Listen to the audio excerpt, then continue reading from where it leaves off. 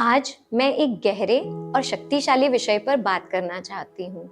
आज का मेरा टॉपिक है कि हनुमान जी ने अपने शैडो को कैसे पहचाना और उसे कैसे अपनाया।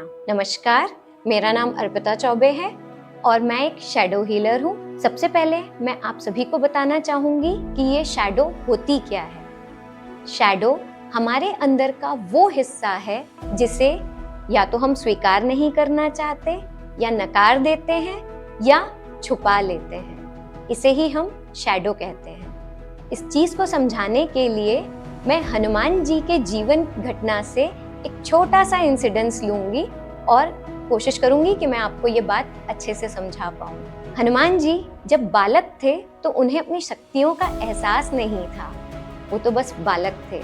तो उन्होंने सूर्य को देखा और बस उन्हें लगा कि ये तो बड़ा रसीला सा फल है, चला जाए इसे खाने के लिए।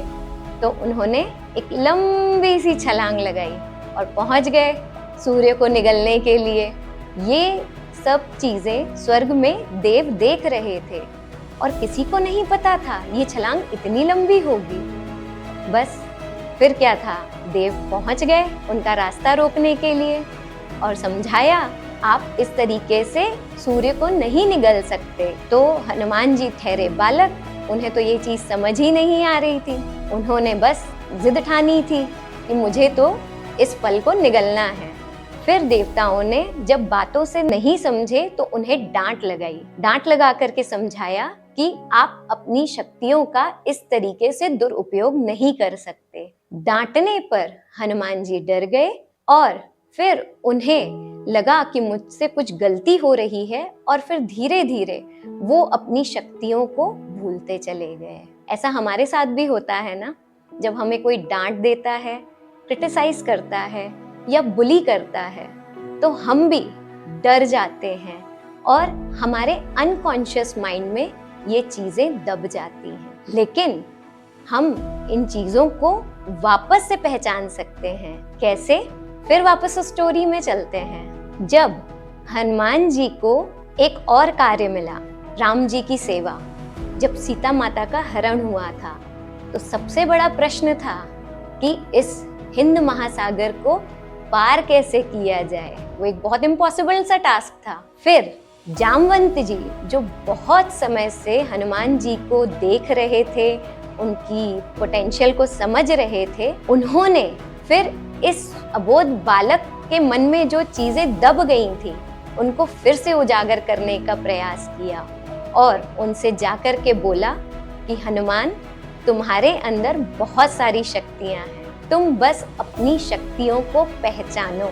जब ये बात जामवंत जी ने हनुमान जी से कही तो हनुमान जी फिर इस बात को सोचने लगे और जब उन्हें इस बात का एहसास हुआ कि मैं ये कर सकता हूँ और ये शक्तियाँ मेरे अंदर ही हैं, उन्होंने फिर अपनी शक्तियों को वापस पाया और फिर एक लंबी सी छलांग लगाई और पहुंच गए लंका। वहां पर भी उन्होंने बहुत संयम से काम लिया। तो पूरी बात में मैं आपको ये समझाना चाहती हूँ कि सारी चीजें हमारे अंदर ही होती हैं, लेकिन कभी हमें किसी ने डांट दिया होता है या किसी ने मना कर दिया होता है तो हमारे अंदर एक सेंस ऑफ डाउट आ जाता है। क्या ये चीज हम कर सकते हैं?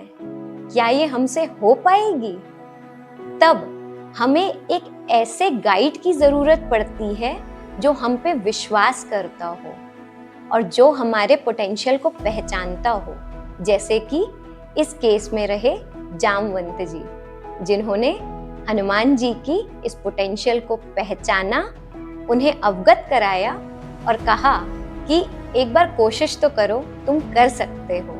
जैसे ही वो ट्रस्ट बिल्ड हुआ, जैसे ही वो गाइडेंस मिला, फिर आप सभी जानते हैं कि हनुमान जी ने क्या किया। तो इन सारी बातों से हमें ये समझ आता है कि अगर हमारे ऊपर कोई ट्रस्ट करता है, कोई एक ऐसा गाइड मिलता है जो एक अम्ब्रेला जैसा क्रिएट कर दे हमारे लिए और हम वहाँ पर सेफ महसूस करें, तो हम जो चीज़ें भूल गए हैं वो चीज़ें हैं हमारे अंदर, लेकिन हमने उन्हें कहीं एक कोने में रख दिया है। तो हम उन्हें वापस से पा सकते हैं, उजागर कर सकते हैं और अपना सकते हैं, और इसी को हम शैडोज कहते हैं। उम्मीद है ये आपको वीडियो अच्छा लगेगा, और अगर अच्छा लगे तो प्लीज़ लाइक सब्सक्राइब ज़रूर कीजिएगा।